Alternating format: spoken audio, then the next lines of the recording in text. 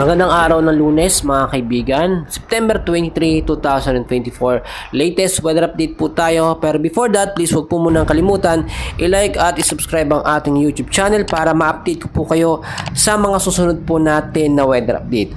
Sa kasalukuyan mga kaibigan, wala po tayong binabantayan na anumang bagyo sa loob at labas ng Philippine Area of Responsibility. Pero meron pa rin pong southwest monsoon or hanging habagat na nakakaapekto po dito sa may extreme northern Luzon.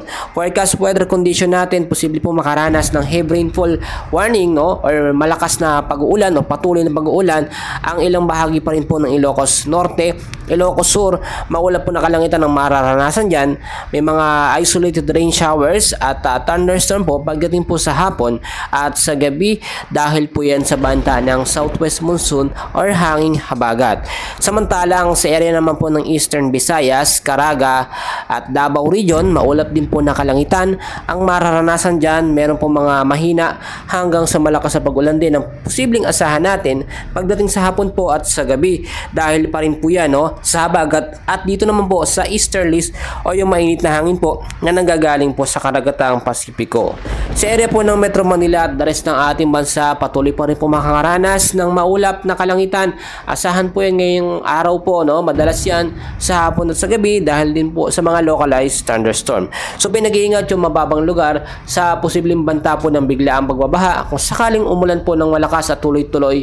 Gayon din po sa mga mountainous area, sa mga landslide prone area, mag-ingat po tayo sa pagguho po ng lupa. Mga kaibigan, meron din po tayong declaration po ng klase ngayong araw po ng Lunes, September 23, 2024 na magsisimula po ngayong alas 3 po ng hapon onwards po yan. Nagdeklara po mga kaibigan ang DepEd at ang CHED na wala po tayong pasok o walang pasok po sa eskwelahan, public po at private. Gayon din po ang ating mga manggagawa sa lokal po na pamahalaan dahil pa rin po sa tinatawag natin na Filipino Family Day. Pansamantalang pagkansela po ng klase at trabaho para sa Filipino Family Day ngayong araw po ng Lunes na magsisimula po yan alas 3 po ng hapon. Bilang pagdiriwang ng Filipino Family Day, lahat po ng klase at trabaho, mga mag-aaral, empleyado ay pansamantalang suspendido ang klase at trabaho ngayong Lunes po, September 23, 2024. Hinihikayat po ang lahat na makiisa po tayo upang makasama po natin ang ating mga pamilya dahil itong mga nakaraan ay sunod-sunod din po ang kalamidad at bagyo po na pumasok sa ating bansa. Kung titignan po ninyo, kahit nga po ang city government po ng San Fernando ay nakiisa na rin po dito nga po sa memorandum o panukala ng ating Pangulo na walang pasok po ngayong Filipino Family Day, simula po yung alas 3 sa hapon. So yung mga eskwelahan, merong half day lamang or merong iba short 10, pero pagdating po sa hapon ay wala na pong pasok mga kaibigan.